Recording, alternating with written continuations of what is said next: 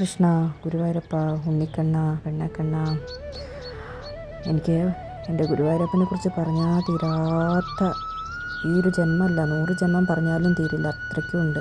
എനിക്ക് വലിയ അറിവൊന്നും ഇല്ലെങ്കിൽ പോലും ഭഗവാനെ വിളിച്ചു തുടങ്ങിയതിന് ശേഷം എനിക്ക് ഒരുപാട് അനുഭവങ്ങൾ ഭഗവാൻ തരുന്നുണ്ട്. അപ്പോൾ ആ ഒരു അനുഭവങ്ങളിലൂടെയാണ് ഞാൻ നടന്നു നീങ്ങാറുള്ളത്. പലപ്പോഴായിട്ടും നമുക്ക് ജീവിത പ്രയാസങ്ങളില്ലാത്തൊരു മനുഷ്യനും ഞാൻ പറയാറില്ലേ ഉണ്ടാവില്ല, അതുണ്ടായിക്കൊണ്ടേയിരിക്കും. അതെല്ലാം തരണം ചെയ്ത് നമ്മൾ ആ ഒരു ലക്ഷ്യത്തിലേക്ക് എത്തുമ്പോഴാണ് നമുക്ക് ജീവിതം ഒരു പൂർണ്ണതയിലെത്തിയെന്ന് നമുക്ക് ബോധ്യമാവുക.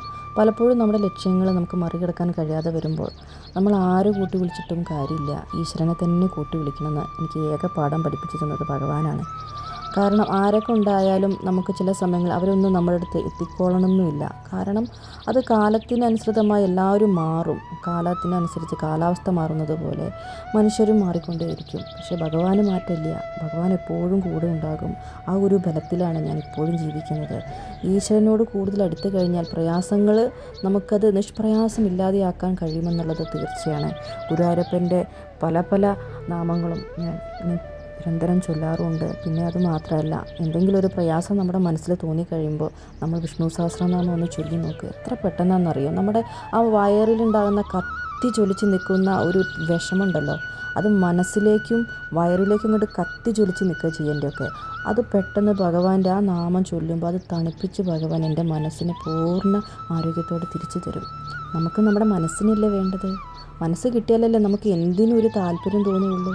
ആ മനസ്സ് പൂർണ്ണ ഭക്തിയോടെ ഭഗവാൻ അർപ്പിച്ച് നോക്കും, മാറ്റം കൊണ്ടുവരും. ഒരുപാട് മാറ്റം കൊണ്ടുവരാൻ കഴിയും. നമ്മുടെ ജീവിതത്തിൽ വരുന്ന ഓരോ മാറ്റങ്ങൾ നമുക്ക് അനുഭവിച്ചറിയാൻ കഴിയും. അതുമാത്രമല്ല, പിന്നെ നമ്മുടെ പഴയ സ്വഭാവത്തിൽ നിന്നും കുറേ മാറ്റങ്ങൾ കൊണ്ടുവരും.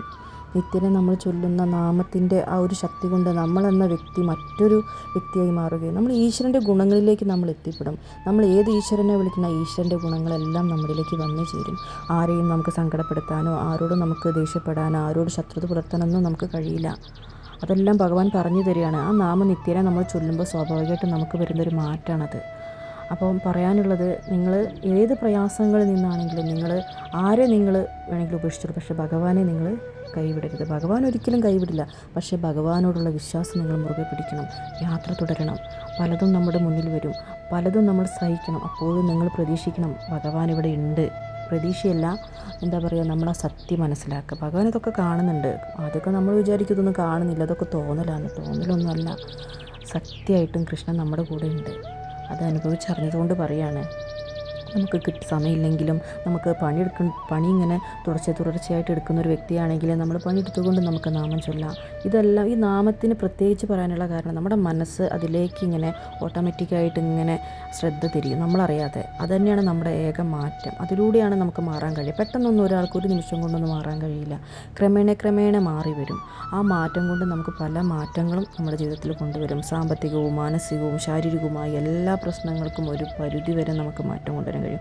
കാരണം നമ്മുടെ മനസ്സിനെ നമുക്ക് നിയന്ത്രണത്തിലേക്ക് കൊണ്ടുവന്നാൽ പിന്നെ നമുക്ക് ജീവിതത്തിൽ തന്നെ പല മാറ്റങ്ങൾ എന്തായാലും കൊണ്ടുവരാതിരിക്കാൻ കഴിയില്ല. അതൊരു ഈശ്വരൻ്റെ ഒരു അനുഗ്രഹമാണ്.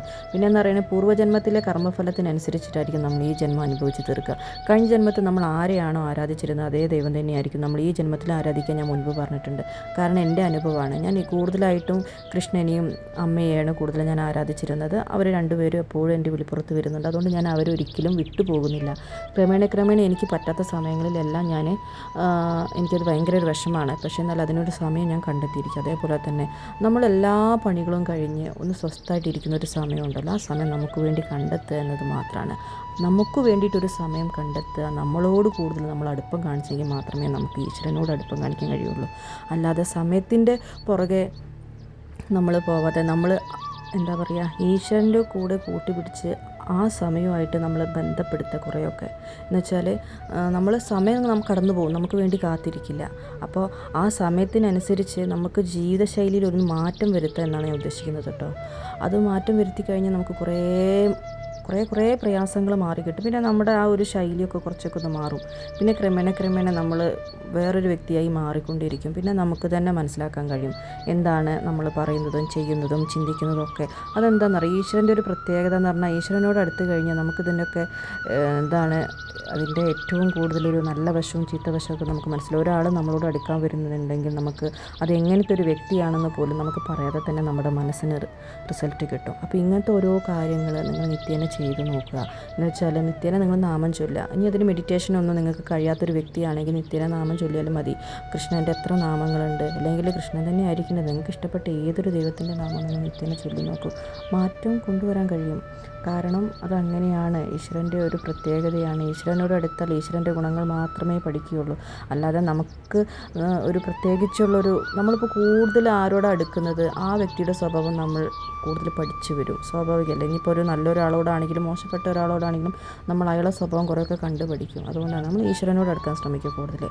അപ്പോൾ നമുക്ക് ആ ഈശ്വരൻ്റെ സകല ഗുണങ്ങളും കിട്ടും. അതാണ് വേണ്ടത്. നന്ദി, നമസ്കാരം.